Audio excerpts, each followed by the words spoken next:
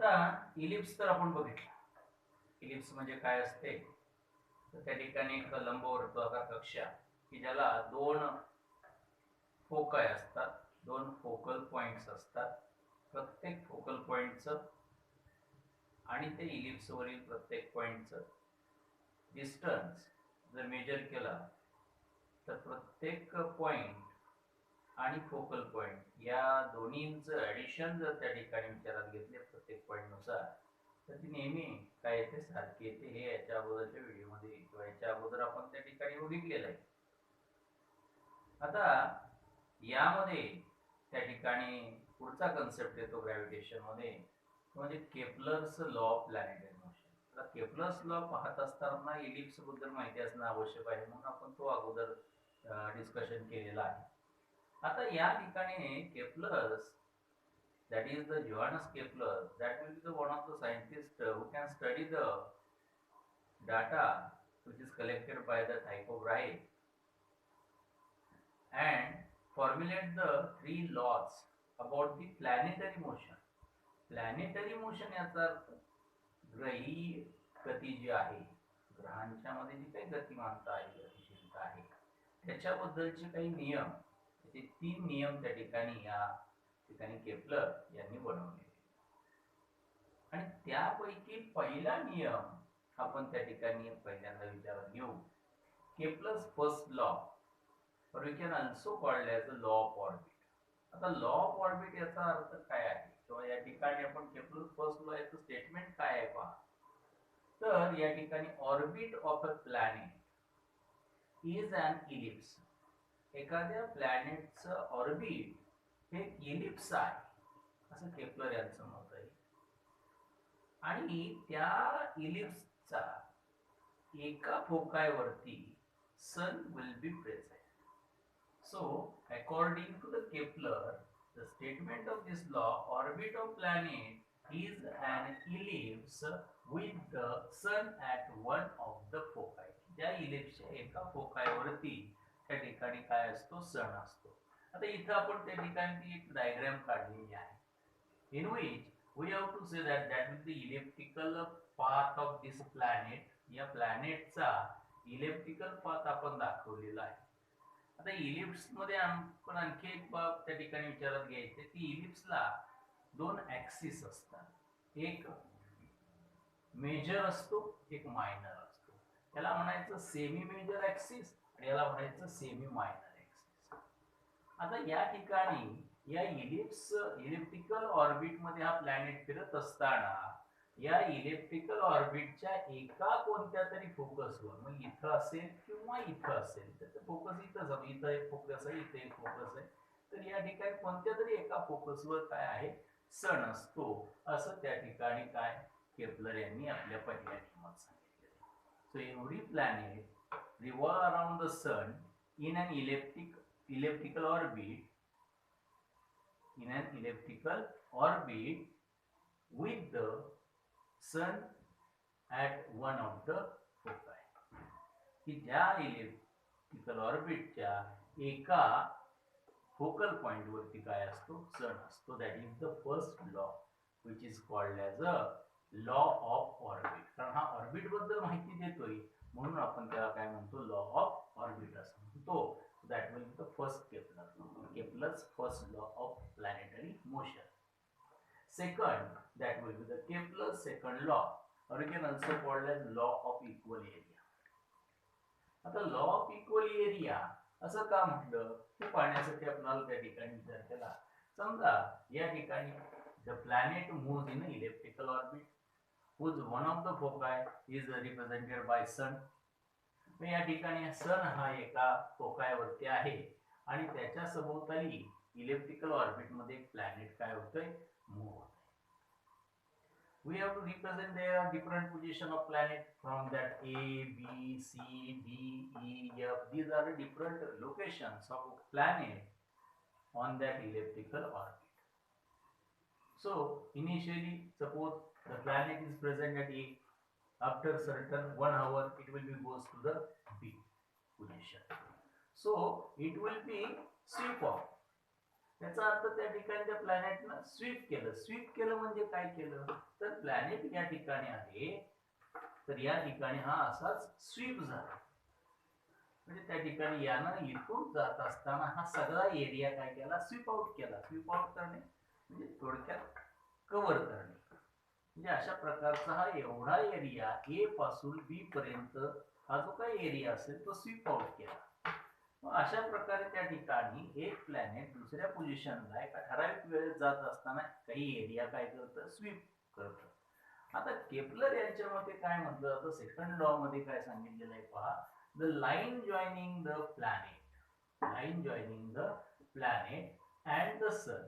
म्हणजे या ठिकाणी हा प्लॅनेट इथं आहे, हा सन, हा प्लॅनेट, याच्यामध्ये ही लाईन जॉईन झाली.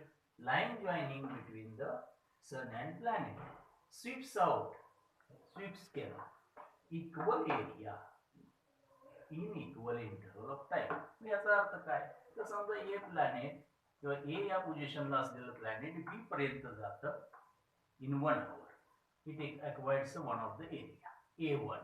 त्याला आपण या ठिकाणी या एरियाला जर आपण काय नाव दिलं, A1 एवढा एरिया या ए पासून बी पर्यंत जात असताना त्या ठिकाणी किती, A1 एवढा एरिया 1 hour मध्ये त्या ठिकाणी त्या प्लॅनेटनं कव्हर केला.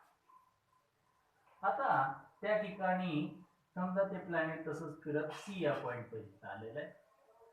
सी पासून त्या ठिकाणी डी पर्यंत जात असताना परत 1 hour आपण त्या ठिकाणी टाइम लिमिट ठेवला, तर that will B goes towards the D point and it acquires the area A2.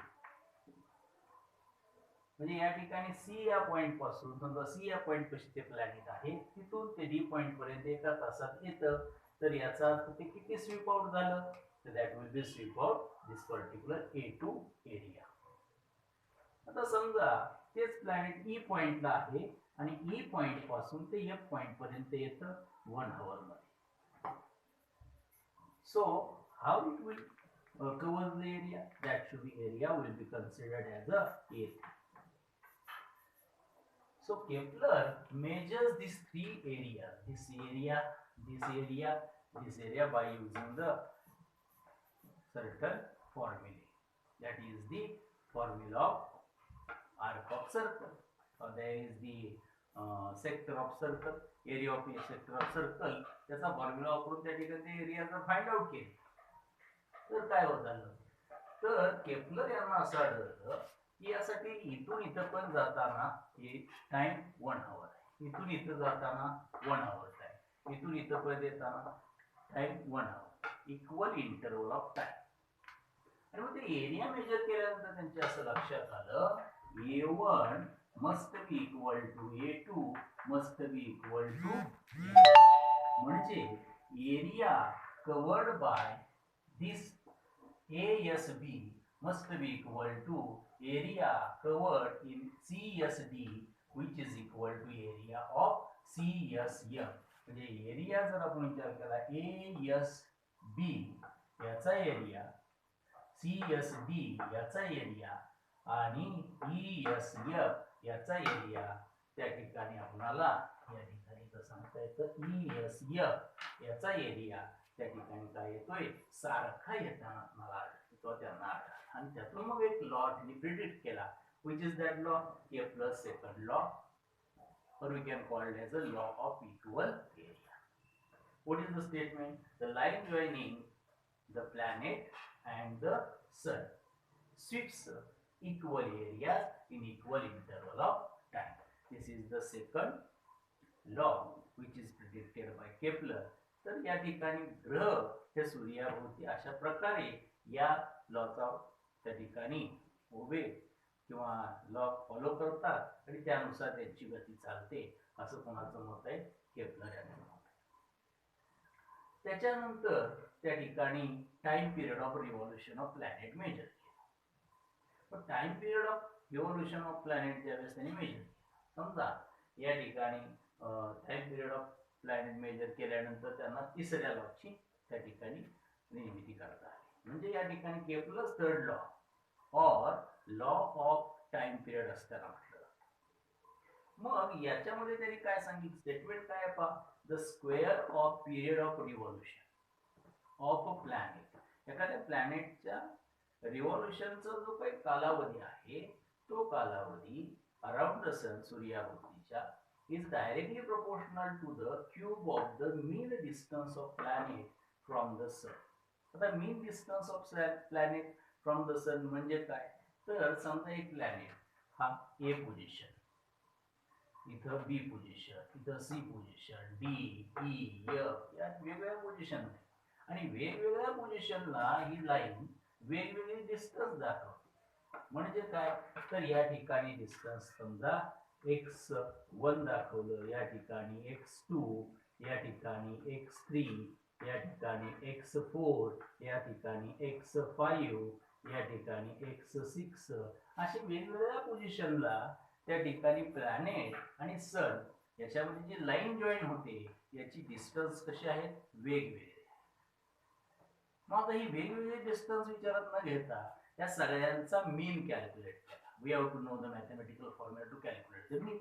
आणि मग अशा प्रकारचा मीन कॅल्क्युलेट केल्यानंतर त्या मीनचा क्यूब केला तर तो time period of revolution of planet around sun याच्या स्क्वेअरशी डायरेक्टली प्रोपोर्शनल येतो. अशा पद्धतीचा या ठिकाणी हा थर्ड लॉ त्या ठिकाणी सांगतात आला. So that is about the Kepler's third law of motion or planetary motion or a law of time period.